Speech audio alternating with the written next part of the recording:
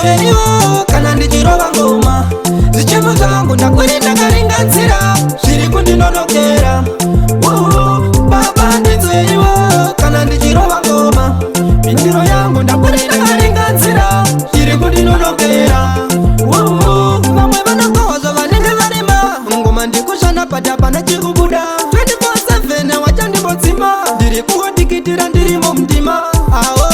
Ndinoda kurirawo paradhiyo ngoma dzichitekeshera dzichienda kanziyo. Aiwa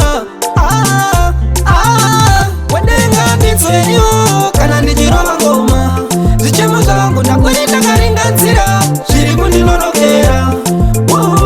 Baba ndinzweyo kana ndichirova ngoma. Mindiro yangu ndakwirita karinganzira zviri kundinonokera.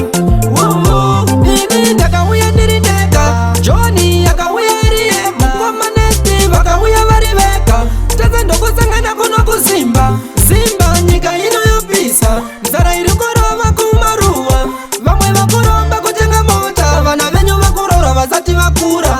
Asi Mwari wangu munomira neni, nyangwe zvikaoma munomira neni. Amuvimbanisiya munomira neni, nyangwe vakabuya vachiteya mariva. Wadenga ndinzweyo kana ndichirova ngoma. Zichemo zangu ndakwirita karinganzira zviri kundinonokera. Baba ndinzweyo kana ndichirova ngoma. Mindiro yangu ndakwirita karinganzira zviri kundinonokera. Vamwe vanokohozva vanenge varima ngoma ndikushanda padapa chikubuda 24/7 wachandimbodzima ndiri kungodikitira ndirimo mundima. Ndinoda kurirawo paradhiyo ngoma dzichitekeshera dzichienda kanziyo. Aiwa wadenga ndinzweyo kana ndichirova ngoma. Zvichemo zvangu ndakwirita karinganzira zviri kundinonokera. Baba ndinzweyo kana ndichirova ngoma. Mindiro yangu ndakwirita karinganzira zviri kundinonokera.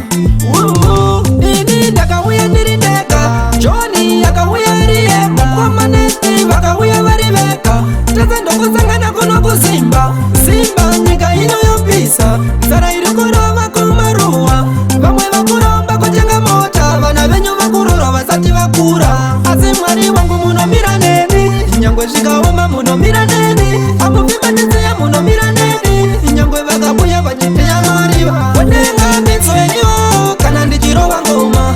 Zvichemo zvangu ndakwirita karinganzira zviri kundinonokera. Baba ndinzweyo kana ndichirova ngoma. Mindiro yangu ndakwirita karinganzira zviri kundinonokera.